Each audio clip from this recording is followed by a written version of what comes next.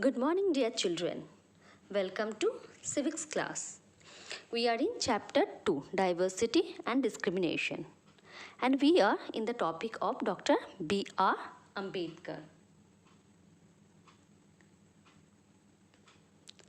In our previous class, we have discussed about the basic information of Dr. B.R. Ambedkar. Today, we are going to discuss about his first experience of caste-based discrimination, which took place in 1901 when he was just 9 years old. He has gone with his brothers and cousins to meet his father in Koregaon, which is now in Maharashtra. At first, we have to know the story. Then we will relate the story with the chapter. So let's start. Dr. B.R. Ambedkar was waiting in the station for his father or his servant. Station master came and checked their tickets. They all were well dressed as they were belong from an economically strong background family. But they were lower caste. They were waiting in the station and station master behaved with them very nicely as they all were young children. Then station master started to ask about themselves. Dr. B.R. Ambedkar then and there answered that they belong to Mahir community. To hear this, the face of station master suddenly changed as they were untouchables. And his attitudes were also changed towards them. But they were waiting and waiting as no one come to take them. Then station master came again. Children asked him to arrange a bullock cart as they have to reach Koregaon quickly. At that time, only bullock carts were available for transport. But not a single cartman was agreed to take them in their cart as they were untouchables. They wanted to pay double fare, but no one agreed to take them. They thought they would get polluted if they allow them in their cart. So think about the untouchability at that time. Its root was very strong. So it was the first experience of Dr. B.R. Ambedkar when he was discriminated by others because of his caste, because he belongs to a Mahir community. So what is the conclusion of the story? Have a look here.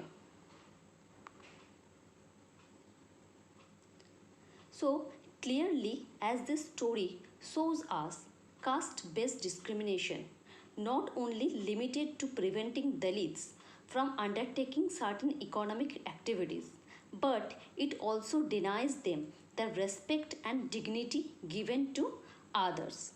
So this caste-based discrimination not only prevent them to take any economic activities, but also deny to give them any respect.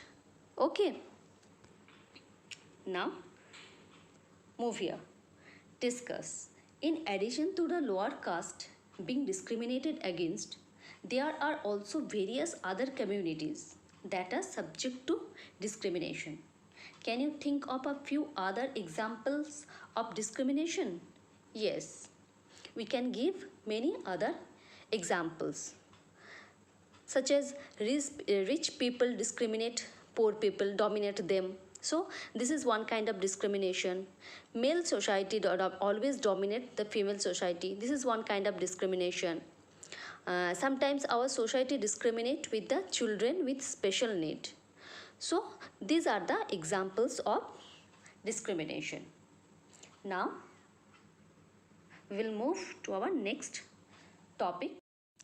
Striving for equality is the last topic of this chapter. Now recall what we have read in this chapter. We have read about differences. From these differences, discrimination comes. And we develop prejudice and create stereotypes. We know that there are inequality in our society. From this inequality, discriminations also come. Then we read about how people faced discrimination in the story of Dr. B.R. Ambedkar. He also faced discrimination due to his caste. Now we will read about striving for equality, struggle for equality. Now we have to finish this inequality. If we can establish equality, inequality automatically will be finished. Our country fought against British and we got independence on 15th August 1947. For this, we had to struggle against British, struggles for freedom. But at the same time, we also needed struggle for equality. Dalits wants equality. Female wants equality. Tribals wants equality. Peasants wants equality. So, struggle for equality was an important part of struggle for freedom. Many Dalits organized themselves to go into temples. Women demanded they should have right for education. Peasants and tribals fought for release themselves from the grasp of the moneylenders and the high interest they were charged.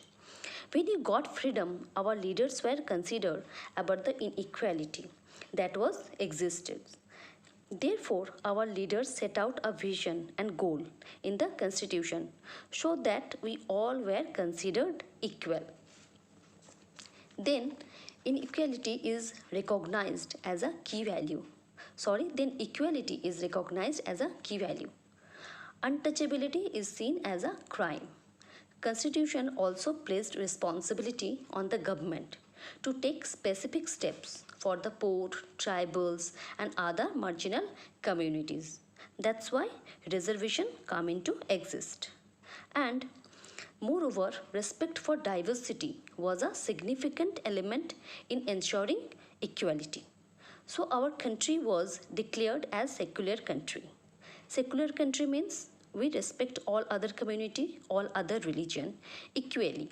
We all are equal in our country. So when we respect our diversity, equality automatically come. Okay.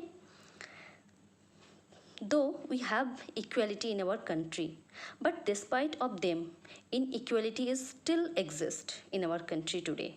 So we will conclude that equality is a value we have to keep striving for and not something which will happen automatically.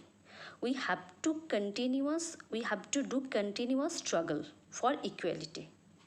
Then only equality come to our society. Okay. Now look at this picture. This is the preamble of our constitution. Preamble means introductory part of our constitution. This also tells about the equality of our country. We all are equal in our country. Okay. Here we end the chapter. That's all for today. Next day we will do the exercises of this chapter. Thank you. Have a nice day.